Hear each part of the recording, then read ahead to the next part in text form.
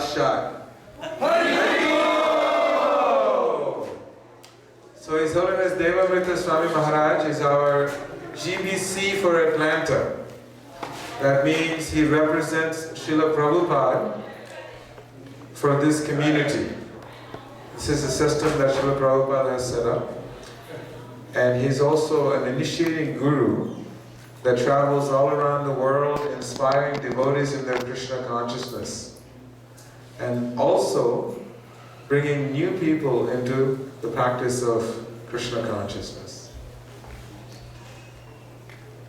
So we're very fortunate that he's our GBC and he is here with us to share his deep spiritual realizations that we may be able to carry it within our hearts in our spiritual journeys. Srila Prabhupada ki jai.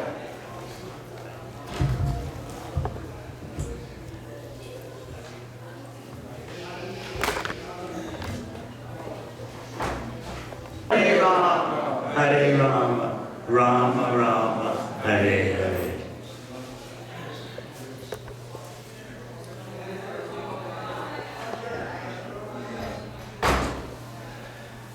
Today I'd like to speak to you about how Krishna's instructions in Bhagavad Gita are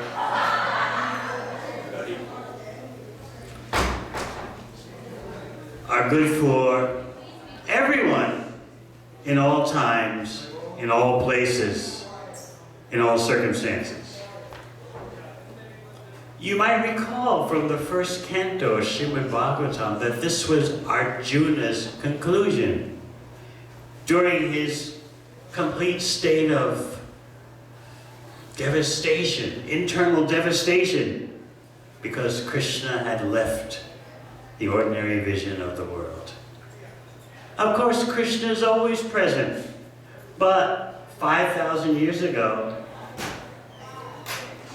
anyone could see Krishna.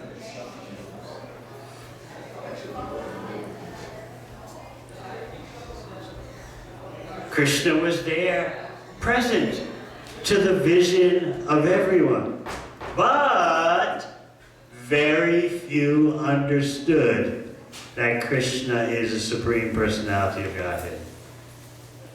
Most thought he's the most powerful person present in the world.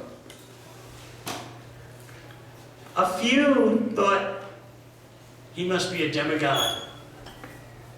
Fewer still thought he's the Supersoul, Paramatma. But very few understood this is Swayam Bhagavan, the Supreme Personality of Godhead, cause of all causes, the origin of all incarnations, the origin of all expansions, the origin of all living entities. Very few understood that. Arjuna, in his devastated condition, spoke very eloquently. I have the same Gandiva bow. Everything externally is the same. But now that Krishna is gone, I have no potency. I'm exactly like ghee in a yajna poured on ashes, not on wood. All my powers are gone. But then he said that by remembering the instructions of Krishna, I can understand. They are good for everyone in all times, in all places, in all circumstances. So that is something for us to meditate upon. Is Krishna just good for one part of the world and not the other part of the world?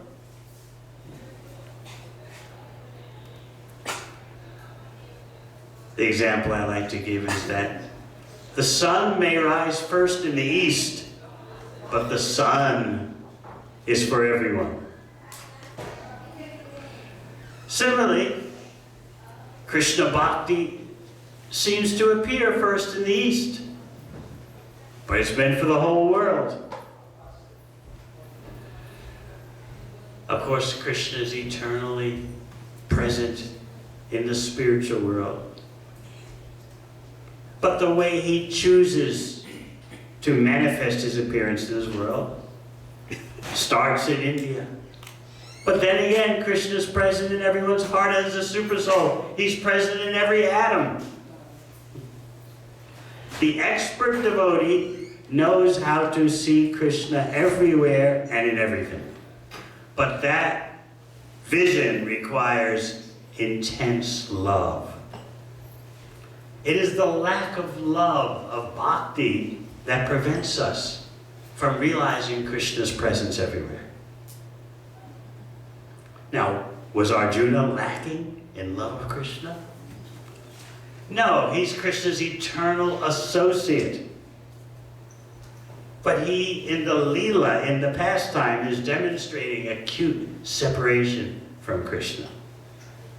Of course, the separation that Arjuna felt is nothing like that felt by the residents of Vrindavan when Krishna left. Apparently left Vrindavan to go to Mathura and then Dwarka. Let's look at Krishna as Sri Chaitanya Mahaprabhu. Most likely you've heard me explain that both Krishna and Sri Chaitanya Mahaprabhu are both Swayam Bhagavan, the original personality of God. This is difficult for many people to understand.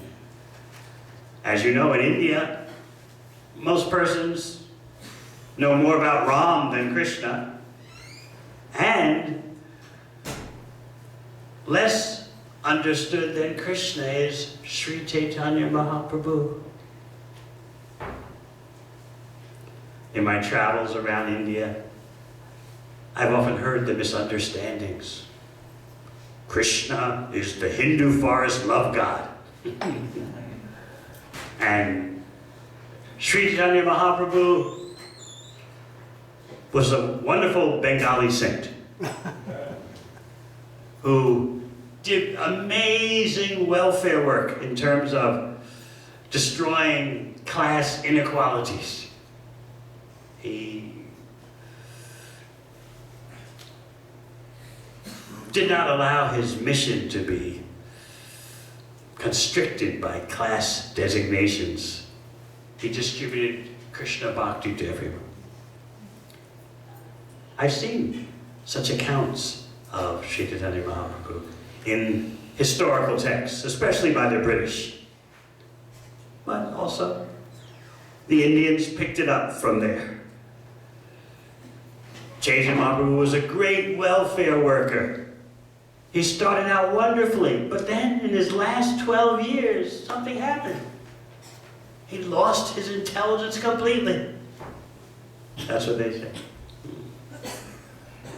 Of course, we understand from Sri Chaitanya Charitamrita what Lord Chaitanya was doing in his last 12 years. He was demonstrating the pinnacle of feeling separation from Krishna. Viraha Bhakti. Govinda Virahename. He was demonstrating what the residents of Vrindavan, particularly Krishna's dearmost associate, what was felt in Vrindavan when apparently Krishna was gone from their vision.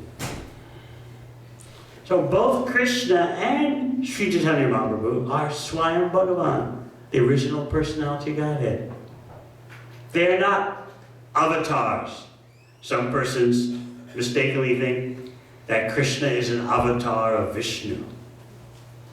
Although Krishna in Bhagavad Gita says what? Mata pratrananya kinchirasti dhananya.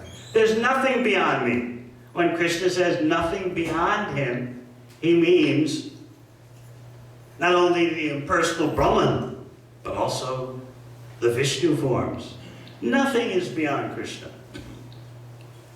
If you try to even make the statement, As sometimes I've heard persons say, well, beyond Krishna there's... As soon as you say beyond Krishna, you're speaking gibberish. It's a nonsensical statement. As Krishna himself explains in Bhagavad Gita. So Krishna is not an avatar, he's avatari. The source of all incarnations and expansions. But so is Sri Chaitanya Mahaprabhu. They both are Krishna. Sometimes we loosely refer to Lord Chaitanya as the golden avatar, which is fine. But if you want to be technical,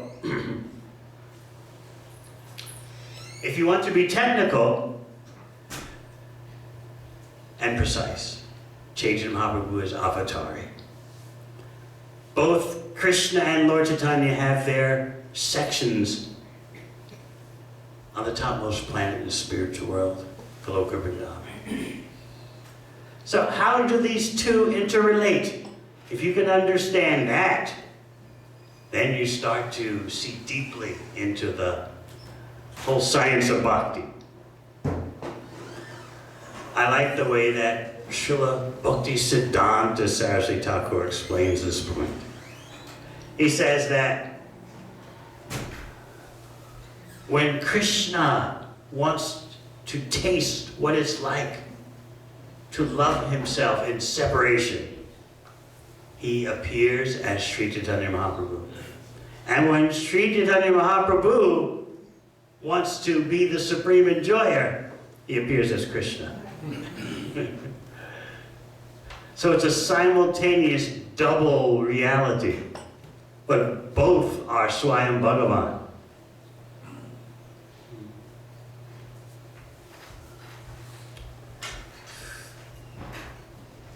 I remember when I first came to Atlanta in the summer of 1973, the traveling Sankirtan party. I first saw Balabhadra Prabhu then, and Balabhanta Prabhu then, and a few others.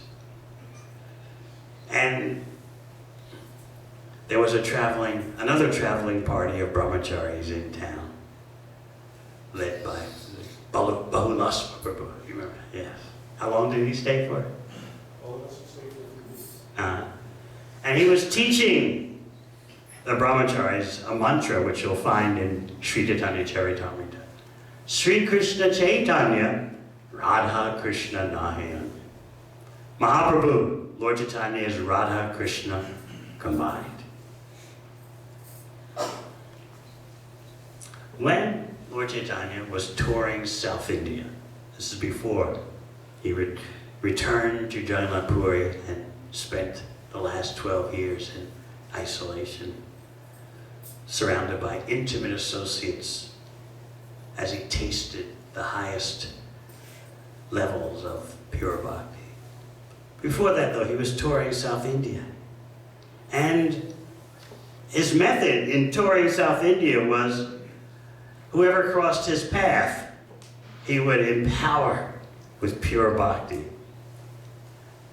And then that person would continue on his way, and whoever that person met would become empowered in pure bhakti. In this way, Mahaprabhu, during his tour of South India, set off a chain reaction. But that was not the extent of Mahaprabhu's mercy. We'll talk about that in a little while. But for now, let's recall what happened when Lord Chaitanya was invited to the home of a Brahmana who was very happy to receive Mahaprabhu for lunch. He and his family worshiped Lord Chaitanya. They washed his feet. The man took the water that washed Lord Chaitanya's feet and put it on the heads of all his family members. And then, after lunch, he made his proposal to Lord Chaitanya. Take me with you, please. I can no longer bear the whip of material nature.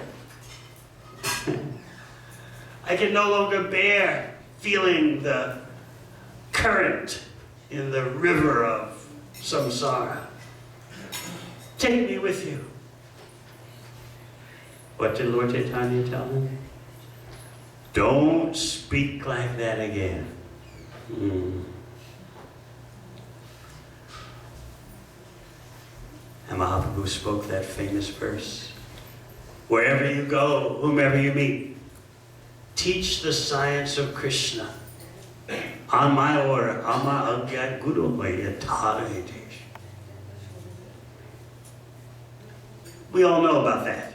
But often we forget how Mahaprabhu went further and said, if you do this, wherever you go, whomever you meet, teach the science of Krishna, I will return to your company. You'll have my association once again. And then he went even further. He said, actually though, if you do this, you'll always be with me. So that is a very crucial point for us to remember. If we can seize our opportunity to participate in the universal distribution of Lord Chaitanya's mercy, we easily attract the attention of Krishna. And that's the whole purpose of bhakti. To please Krishna. The bhakti yogi is not so much trying to see Krishna. He or she is trying to please Krishna. I like the way Srila Prabhupada explains it. My dear Krishna, it would be so nice if I could see you. But it's better for me to concentrate on your loving service. And when you, of your own accord, desire to make yourself visible to me, you'll do that. Let me be busy in your service. So I like that explanation. It would be so nice if I could see you. But let me focus on my service. This reminds me of when the cowherd boys in Vrindavan, in Krishna Lila, were concerned.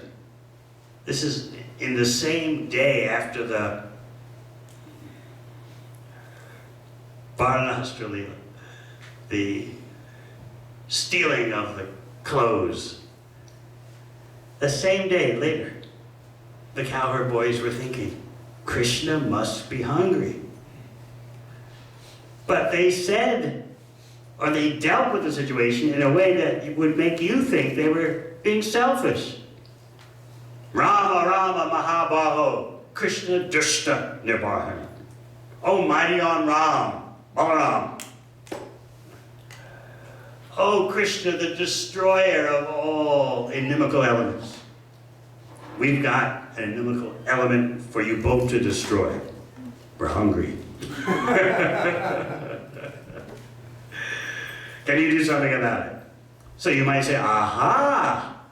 Just see their selfish desire. And they're pulling Krishna in for their own self-satisfaction. No, they were thinking, we're worried about Krishna. He hasn't eaten, so we'll present the situation as if we are hungry, just to motivate Krishna to eat. They were simply concerned with Krishna's pleasure.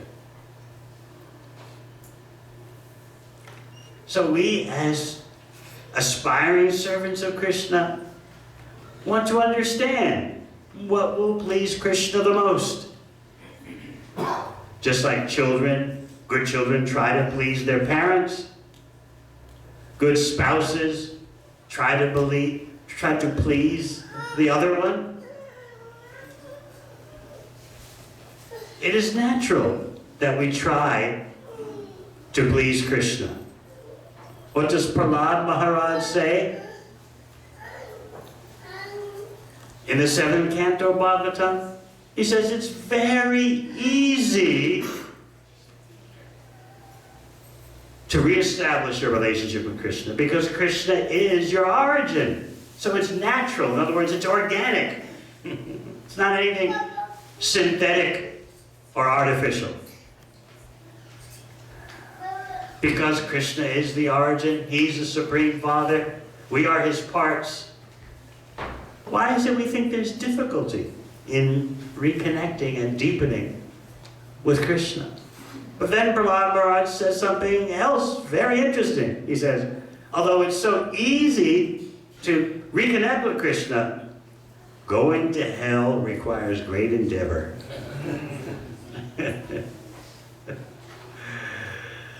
Think about it. If you really want to destroy yourself, you've got to work at it. You've got to adopt all kinds of artificial activities which supposedly are meant to bring you pleasure.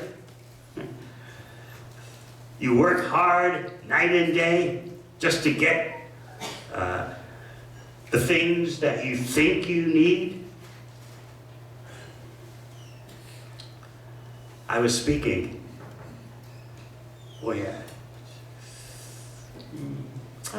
university a few days ago, and I was telling them that work is no longer what it used to be. Up until the statistics show that up until 2005, if you were a wealthy person, some of you here, I like that. If you are a wealthy person, you would always work less than persons who are not as economically fortunate as you. Way back in 1930, a very prominent economist in the West, John Maynard Keynes, he made a prediction that by the time of the 21st century, that is now, there would be a 5-day weekend for everyone. People would be working 15 hours a week, that's all. As society became more and more advanced technologically and through business administration. How many of you have seen the 5-day weekend? I remember as a little boy growing up in New York City in the 50s, I was reading in the Sunday newspapers that the cutting edge occupation for the 21st century will be a leisure time engineer. Because people would have so much leisure time, they would need an engineer to help them figure out what to do. Have you seen that happen? And that people would work so much less, they would put so much more time into their families, into their hobbies. In fact, the prediction was that as you become more wealthy, you're no longer interested in money. In other words, money loses what is called its social utility. Because you've got enough, you're rich. So you just start devoting more of your time and energy to philanthropy, charity, the arts. Have you seen that happen? No. These futurists didn't understand the nature of greed, envy, lust. Those things are never satisfied. What does Krishna say in Bhagavad Gita? Dusparenanale nicha, burns like fire and never gives you satiation, never makes you fulfilled. So up until 2005, statistics show if you were a wealthy person, you always worked less than people lower down on the economic ladder. But since 2005, that's all changed. If you are a wealthy person, you work more. Why? Because you see work as your purpose in life. It's your reason for living. So the old paradigm no longer applies. You say you have a job. But having a job is just for necessities. You say you have a career. But career is simply for status, social status. But to work in the contemporary sense means to have a purpose. You spend endless hours, 70 hours a week at the office, not because you need the money, but because that's what life is all about. That's how you demonstrate your personal worth. I often tell about a survey done in California amongst the wealthy IT people. And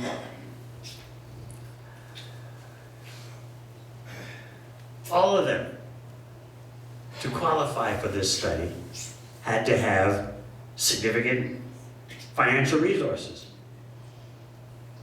They had to have millions in their bank account, cold cash. They had to have investments worth millions and a house worth millions. Then they could qualify for this survey. And all of them said the same thing. We're not rich. We're just getting by. Our house is worth millions. We have millions in cold cash. We have investments worth millions, but we're not rich. You have to understand the way the world is. To have all those millions is nothing. We're insecure. We have to work harder. And they were working 70 hours a week in their IT startup ventures. Several of them said something very interesting. They said that, I have a son. Many of you have a son. You have to understand how my 8-year-old son feels. My 8-year-old son knows his father is worth 10 million. But his playmate across the street has a father who's worth 500 million. How do you think my boy feels? I have to work harder for the sake of my boy. Because his father, my boy, his father is only worth 10 million. I don't want my boy feeling any psychological complexities because his playmates have fathers worth 500 million. So I have to spend 75 hours a week at the office. In other words, guess what? Your boy never sees you. So this role of lust, anger, and greed is always underestimated. So what we have in the USA since 2005 is the more wealthy you are, the longer working hours you have. Because that's your meaning in life. That's the new religion. A job means necessity. Career means status, social status.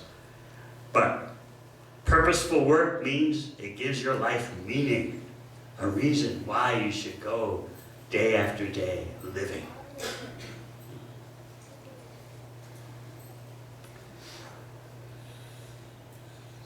The cowherd boys in Vrindavan were simply thinking of Krishna's pleasure. How can Krishna enjoy more? That science of pleasing Krishna totally reorientates your life. We mistakenly think that selfishness will make us happy. I'll get this, I'll get that, this will be for me, that'll be for me. Or, not exactly for me, but for my family. I have my family here, and I have relatives back in India. It's not exactly for me. I'm very charitable. I'm sending so much over the ocean. This selfishness will never make anyone peaceful. But when you understand Sri Krishna Chaitanya's order, wherever you go, whomever you meet, teach the science of Krishna. That understanding is the same as what Krishna says in Bhagavad Gita. Sarvadharma prityaja mamekam shatam. Abandon all your concoctions of what you think is dharma and just do what I say. Surrender to me.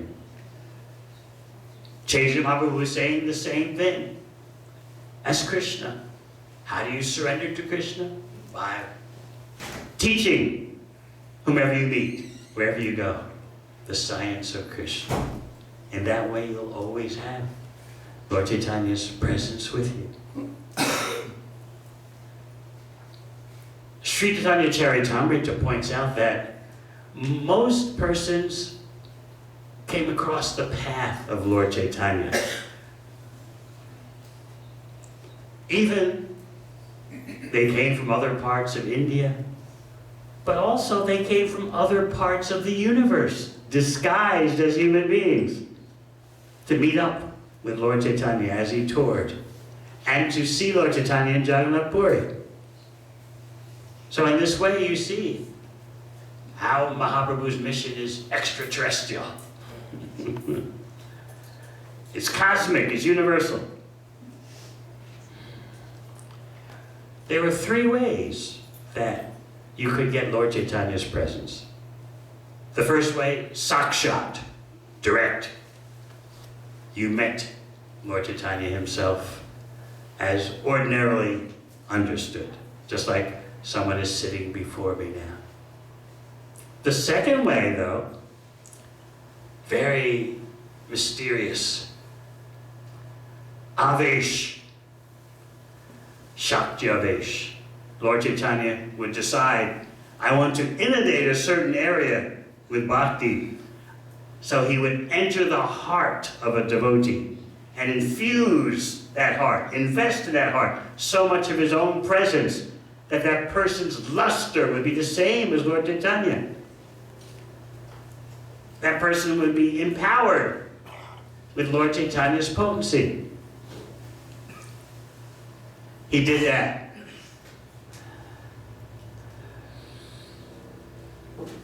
Many times. Shivananda Sain, he heard there was a devotee named Nakula. And everyone in Bengal was talking about how this devotee Nakula was radiant with the avesh, the empowerment of Chaitanya Mahaprabhu. He was acting like he was haunted by a ghost. He was taken over by that Shakti, this Shakti Avesh, the empowerment from Mahaprabhu. So, Shivananda Sain was a little doubtful. He wasn't going to believe everything he heard. He's an intimate associate of Lord Chaitanya. He wanted to make sure. So he went to see Nakula.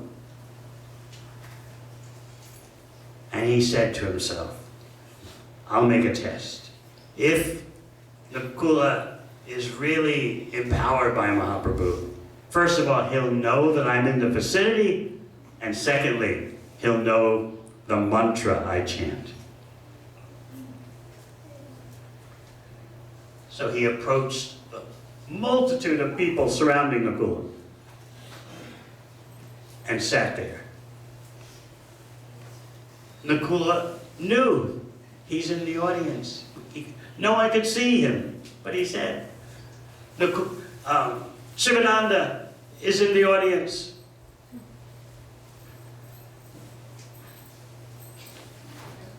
So everyone began looking. Where is he? Where is he? Sure enough, they found him. They brought him in the presence.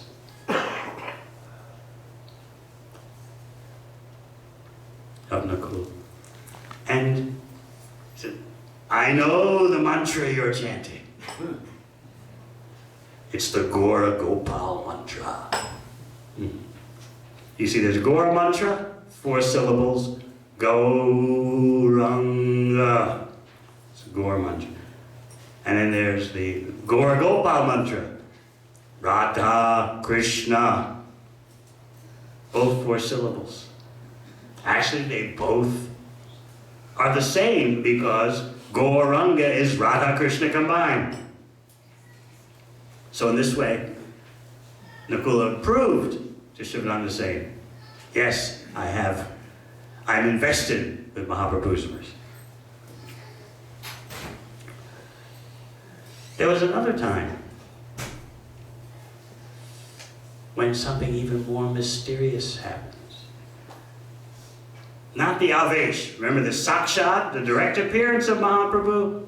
And then there's Avesh, he infuses his potency into a human being. And then there's also Avirbhava, where mysteriously Mahaprabhu just manifests, seemingly out of nowhere.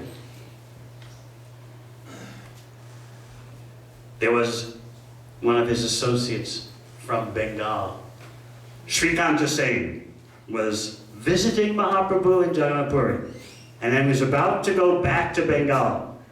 Mahaprabhu told him, tell all the residents of Bengal, don't come to Puri every year like they always do. I will be going there sometime in December, January. So Srikanta Singh brought the happy news to the devotees in Bengal. They were accustomed every year to going to Puri to see Mahaprabhu, but they waited. Okay, he's coming. They waited, they waited, they waited. And then a devotee named Sringananda Brahmachari came to them. And he said, why are you all so depressed? Why is everyone so sad? And they told him, we were supposed to go to Puri. We didn't go to see Mahaprabhu. He said he's coming here, but he hasn't come yet. The Sringananda Brahmachari said, watch this. Just wait. Bring me all kinds of foodstuffs I will cook. And you'll see, in 2 days, Mahaprabhu will be here. So all the devotees thought, oh, well, he's a great devotee. Surely he can deliver. He can fulfill his words. So they brought all kinds of foodstuffs on the day that Nrsingananda said Mahaprabhu would come. Nrsingananda cooked a big feast. But the devotees, like Jagadananda, they didn't see it. They didn't see Mahaprabhu. But they heard Nrsingananda speaking. Nrsingananda had made 3 eating places. One for Jagannath, one for Nrsingadev, and one for Chaitanya Mahaprabhu. So the devotees heard Nrsingananda talking. What are you doing? You're eating all the offerings. He's speaking to Mahaprabhu. You cleaned out all the offering plates. What is my worshipable deity, Ishtadeva, Nrsingadev, going to eat? I know that you are one with Jagannath, but you've eaten what is meant for Nrsingadev. What am I going to do now? So then he told the devotees, we need to cook another batch. The devotees were wondering, what's going on? Is he's a very advanced devotee. He must just be speaking in ecstatic love. They had doubts. Anyway, they did what he said. Devotees like to comply with the will of senior devotees. So, all right, we'll cook. They brought more foodstuffs. Another batch was cooked. Later that year, they went to Puri. And sitting in front of Mahaprabhu, they heard him say something astonishing. He said, do you remember that time Nrsingananda cooked such a wonderful feast? It was so tasty. And then devotees kind of backtracked. It was really true. He was present in his Avirbhava manifestation. The very mysterious manifestation of Lord Chaitanya anywhere, anyhow that he likes. Usually though, Chaitanya Charitamrita explains, Mahaprabhu appears like that in his special mystical manifestation in 4 places. Whenever his mother Sachi Mata makes an offering, he comes. Sometimes she thinks she's just dreaming that he's there, but he's actually there. The other is wherever Nityananda Prabhu dances, he's always there.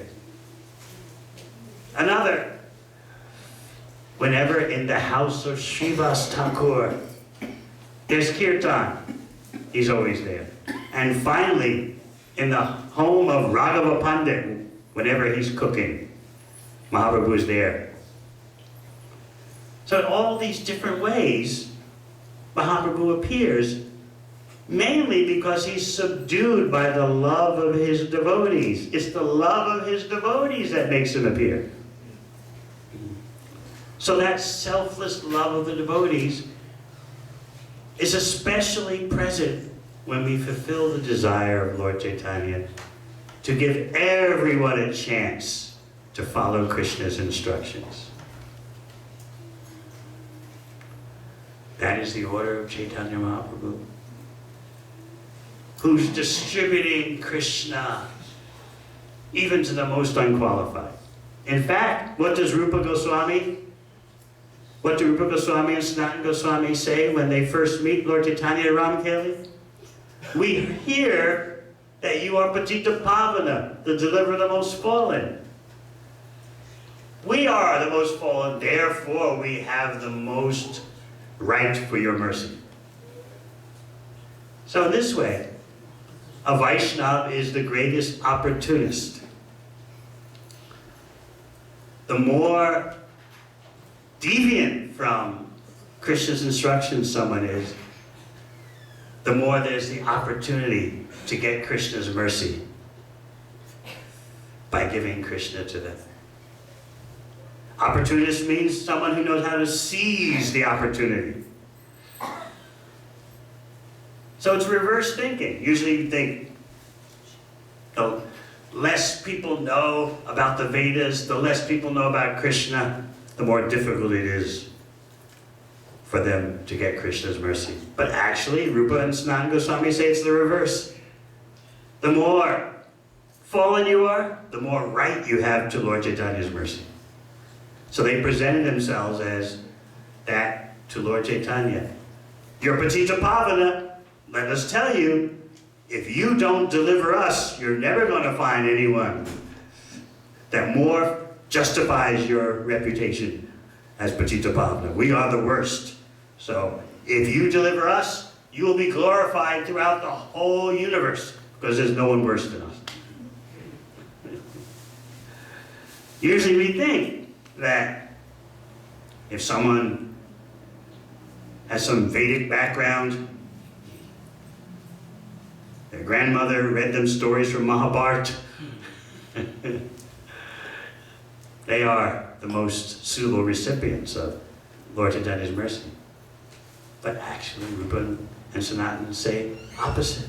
Because Mahaprabhu is Patita Pavana, the deliverer of the most fallen, the more fallen you are, the more you have a right to access Mahaprabhu's mercy. So even though Rupa and Sanatana were nowhere near the level of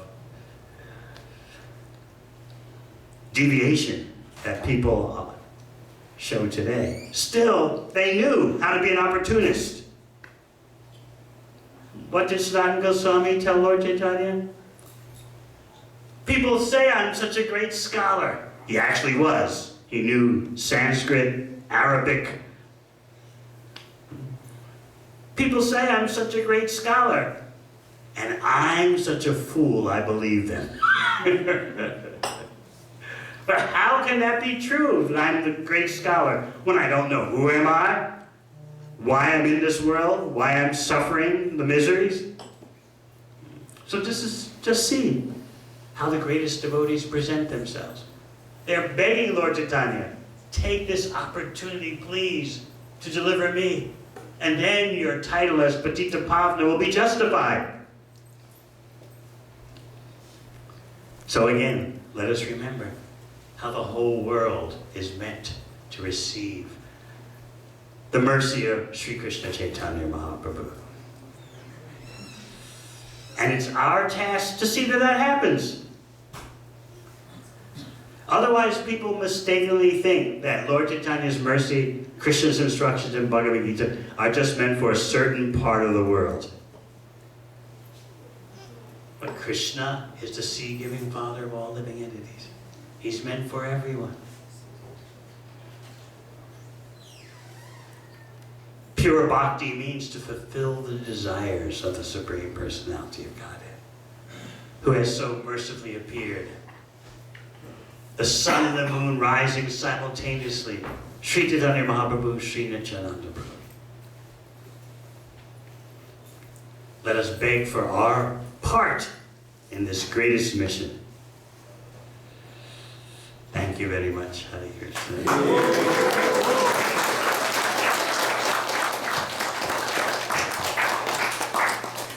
So I'd like you all to prepare to give your blessings on two devotees who are taking their vows. We won't do a fire yajna. They'll sit in at a fire yajna later. But we'd like to take advantage of your presence here today, and you can shower your blessings upon them as they make their vows and receive their spiritual names. First, we'll call up Anil.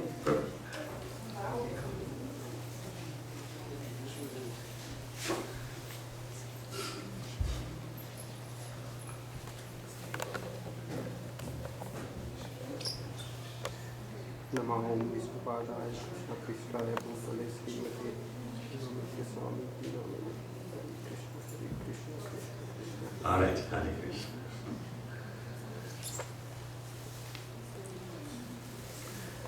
What are the 4 rules? No meditating, no intoxication, no illicit sex, and no gambling. And what to do every day? At least 16 rounds on the beat. Chanting. Chanting. Your new name is Gopa Bhava Das.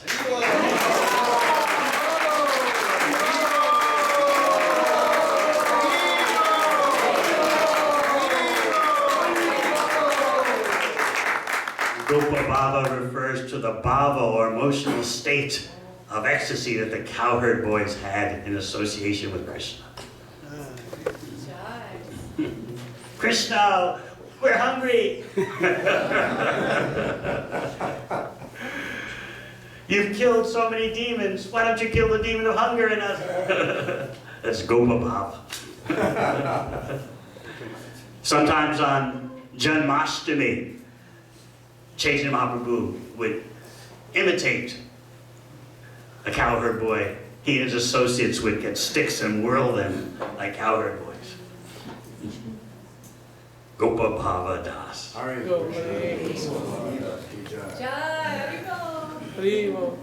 Hiteksha, his good wife.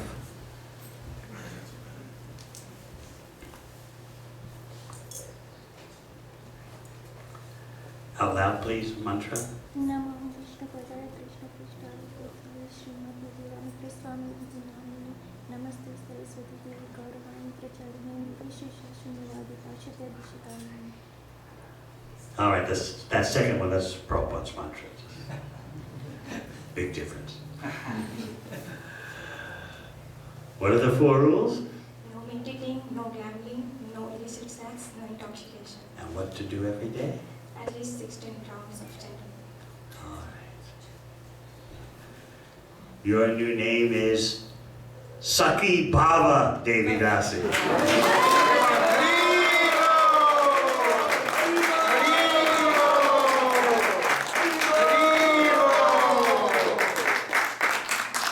Saki Bhava refers to the emotional state of ecstasy amongst Krishna's intimate consorts.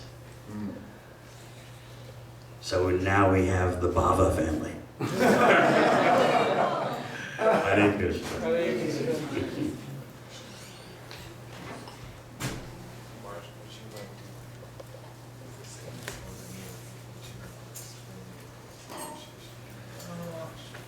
Yes. Maharaj, since there are so many of us who are new here and would like to know more about he is having kava right now.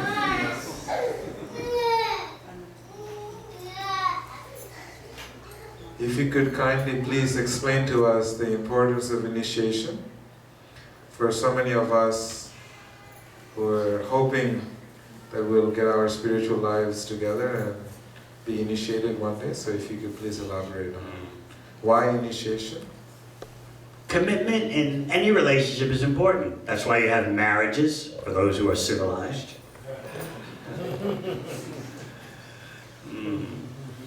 Commitment is something personal. Sometimes it's said that initiation is a formality. In one sense, that's true, because real initiation is in the heart. That may happen before the ceremony, during the ceremony, after the ceremony, or if you're slack in your vows, it may never happen at all. Still, the external event of confirming your vows, making a formal commitment, is part of personalism.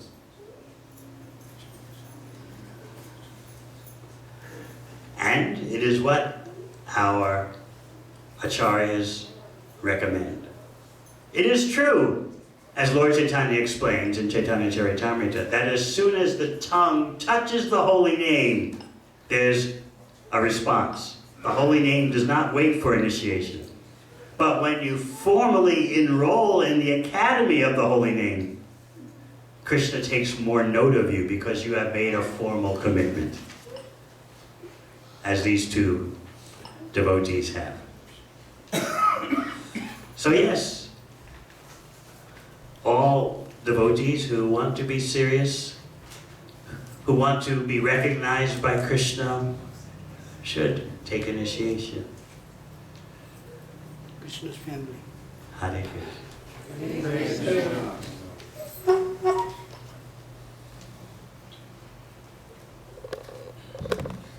His Holiness Devamrita Swami Maharaj ki Jai! Srila Prabhupada ki Jai! Gaura Premanande!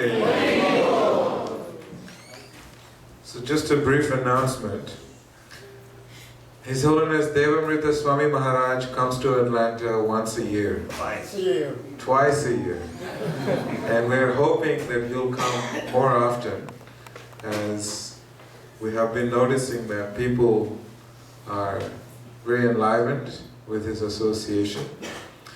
And some of you may not also know that he has authored several books. And there is a very beautiful book. It's very spiritually thought-provoking and gives you the tools to communicate with locals about the philosophy of Krishna consciousness. It's a very simple, very beautiful, very amazing book. I have read this book. And so he's here. And I would like to see if, because Prabhupada wanted us to give Krishna consciousness to everyone. This is the instruction of Mahaprabhu. And so we are in America, and we should know how to talk to the locals about the philosophy of Krishna consciousness. So he has written a very beautiful book called Hiding in Unnatural Happiness. It's a very small book. Shastakrit Prabhu said he only has 50 copies. And for us, members of the Hare Krishna movement, it will be nice for us to read these books and have sufficient tools so when we meet people who are interested in Krishna consciousness, we are able to speak to them in their own language, and thereby inspiring them in coming towards taking advantage of the Krishna conscious philosophy. So I can add one important point that may be unusual. I wrote this book for the BBT. I do not take 1 penny from it. It all goes to the Bhaktivinoda Book Trust.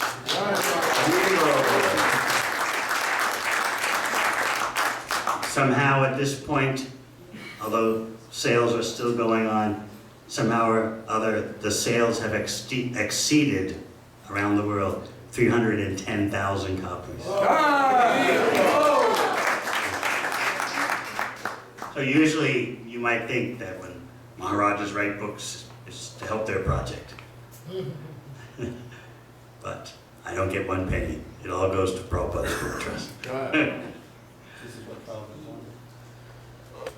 Maharaj is also a big proponent of book distribution. All his disciples all around the world, you will see some of them are the top book distributors in the world. Shastrakrit Prabhu is one for many years in Los Angeles, almost 20 years or 15 years, going out in the streets and distributing books.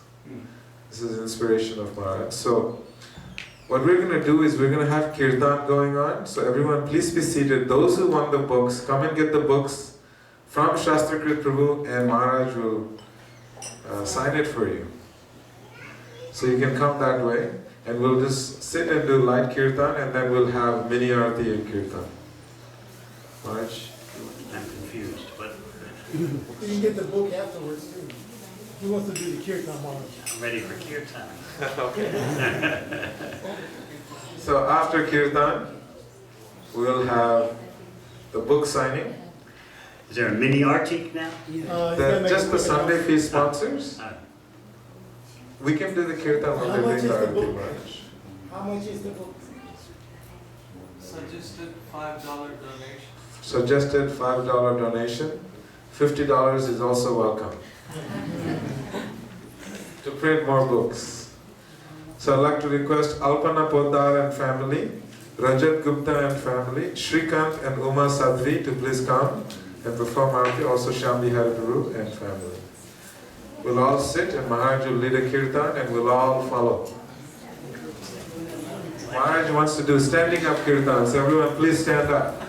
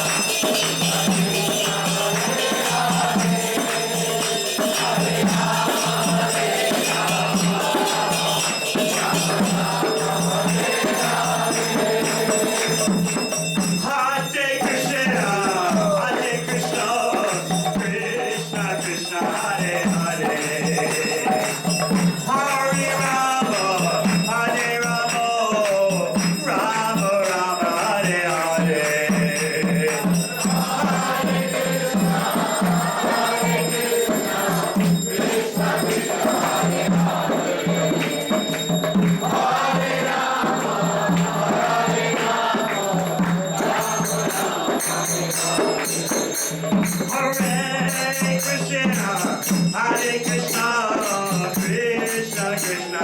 Hare Hare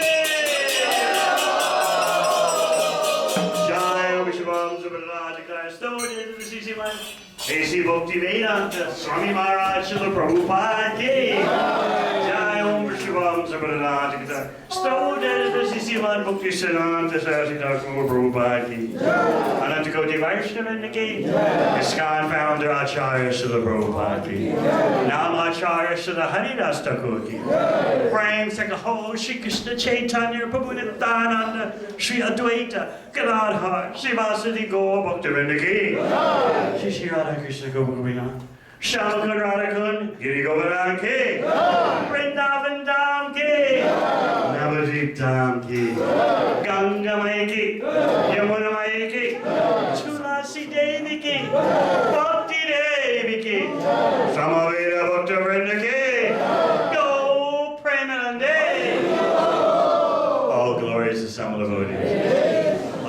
Where's the Samadhi?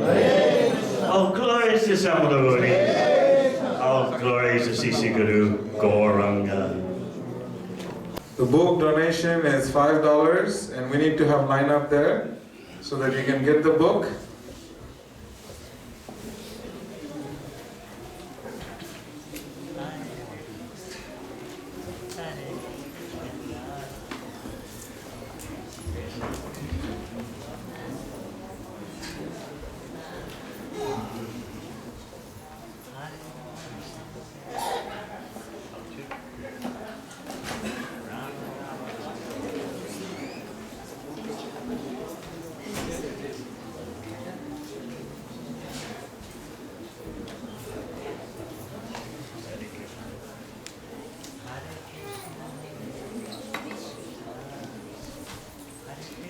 Dr. Dylan March is the president of the Bhakti Yoga Club at Kennesaw State University. Alright.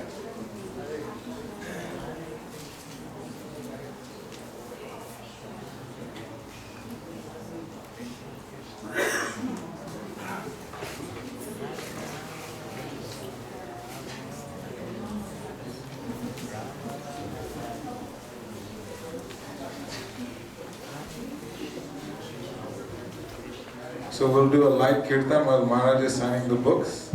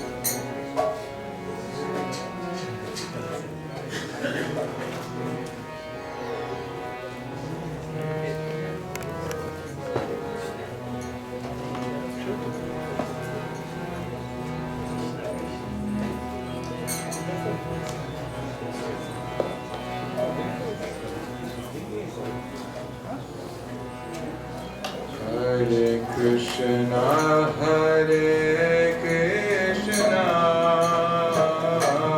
Krishna Krishna, Hare Hare, Hare Rama, Hare Rama, Rama Rama, Hare Hare. Everyone.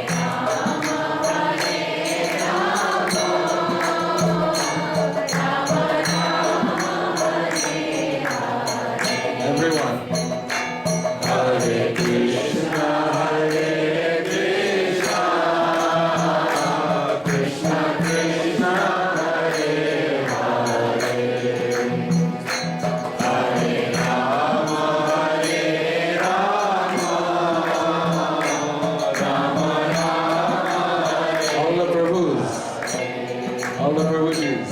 Hare Krishna, Krishna Krishna, Hare Hare, Hare Rama, Rama Rama, Hare. Everyone together. Hare Krishna, Krishna Krishna, Hare Hare, Hare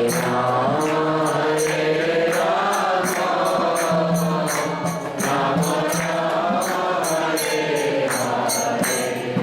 Again, together. Hare Krishna, Krishna Krishna, Hare Hare, Hare Rama, Rama Rama, Hare Hare. Together. Hare Krishna, Krishna Krishna, Hare Hare, Hare Rama, Rama Rama, Hare Hare. Again, together. Hare Krishna, Krishna Krishna, Hare Hare, Hare Rama, Rama Rama, Hare Hare. Hare Krishna, Krishna Krishna, Hare Hare, Hare Rama, Rama Rama, Hare Hare.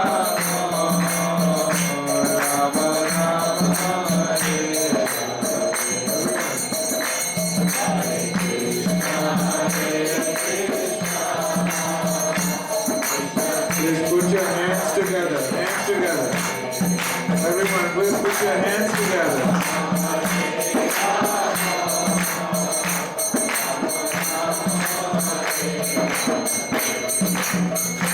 Hare Krishna, Krishna Krishna, Hare Hare, Hare Rama, Rama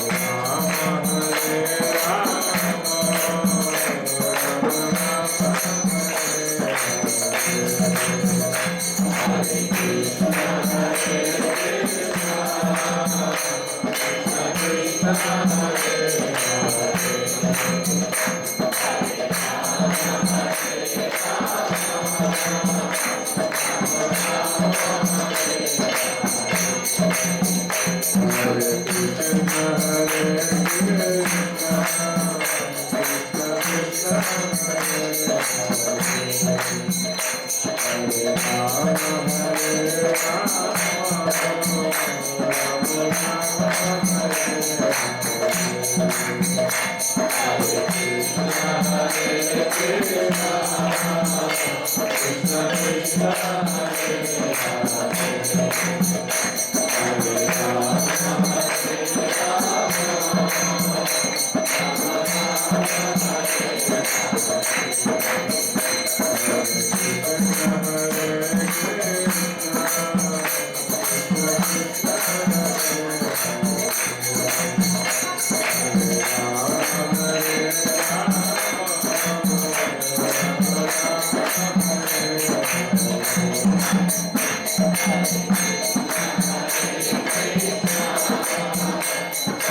Hare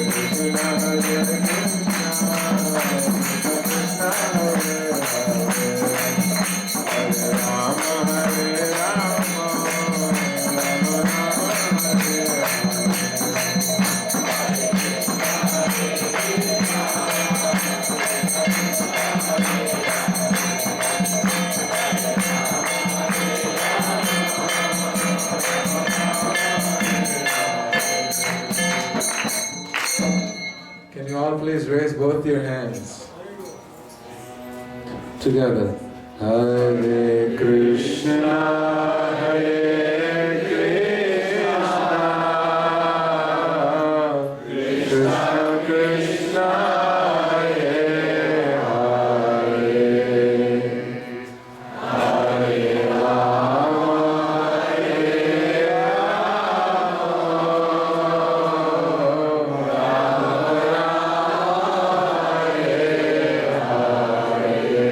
One more time. Hare Krishna, Hare Krishna, Krishna Krishna, Hare Hare, Hare Rama,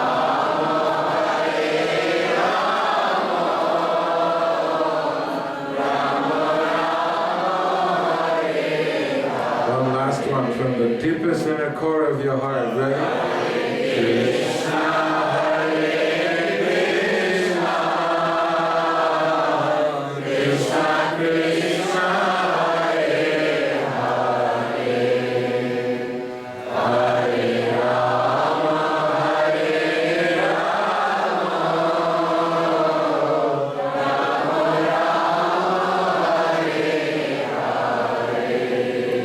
Bolo Harinam Sankirtan Yajna Ki Jai.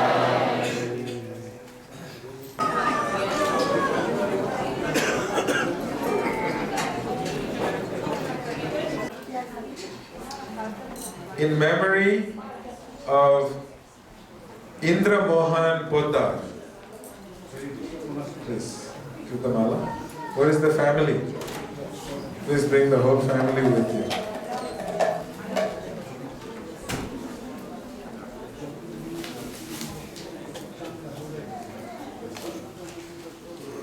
So they sponsored the Sunday feast in memory of Indra Mohan Poddar, who departed this world 42 years ago. Indra Mohan Poddar, who departed 42 years ago, his family, they're still remembering his great legacy that he left behind and the spiritual values. So they want all of you sitting here, that if we could all pray to their lordships, Shri Gauranitai, Jagannath Baladev, Subhadra Devi and Radha Madan Mohan, for Indra Mohan Poddar. And they have been doing this in this temple ever since I have been here, which is 13 years. They come and do this memorial service here once a year. So let's raise both our hands and we're going to pray to their lordships, Shri Gauranitai, Jagannath Baladev, Subhadra Devi and Radha Madan Mohan, for Indra Mohan Poddar. Together? Hare Krishna, Hare Krishna, Krishna Krishna, Hare Hare, Hare Rama, Rama Rama,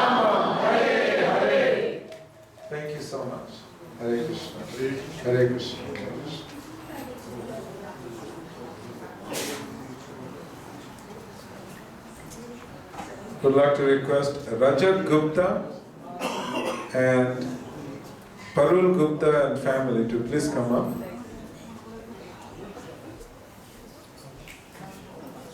We are seeking the blessings and prayers of all the devotees because there is a new devotee coming in the way. There is a devotee coming to this world to help spread the message of Bhagavad Gita all around the world. They want to make sure this devotee, he is listening. The baby is listening to everything we're saying, and the baby is seeking prayers and blessings that he can come to this world and do service to their lordships. So if you could all please turn around, pray to their lordships. Please raise both your hands as high as you possibly can. And keep in mind there is a beautiful soul coming into this world. We want this soul to come into this world and help the message of Bhagavad Gita. Together, Hare Krishna, Hare Krishna, Krishna Krishna, Hare Hare, Hare Rama, Hare Rama, Rama Rama, Hare Hare. Thank you so much.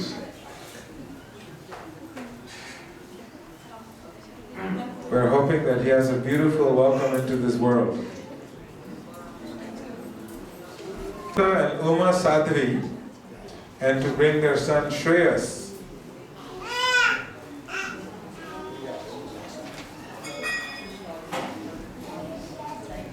Young boy right here, his name is Shreyas. And we're celebrating his 5th birthday here in this temple. So he's a big boy now. How old are you, Shreyas? Good. How old are you, Shreyas? 5. What do you like to eat, Shreyas? Bread and rice. Bread and rice. So we want to make sure we sing happy birthday to Shreyas. And then we're going to pray to their lordships that Shreyas has a very beautiful, Krishna conscious and prosperous life. So we're going to sing happy birthday to Happy birthday to you. Happy birthday to you. Happy birthday, dear Shreya. Happy birthday to you. Raise your hand, raise your hand. You have to make sure that he's steady so you can hold your head straight or you can sway back and forth as we sing. Hare Krishna, Hare Krishna, Krishna Krishna, Hare Hare, Hare Rama, Hare Rama, Rama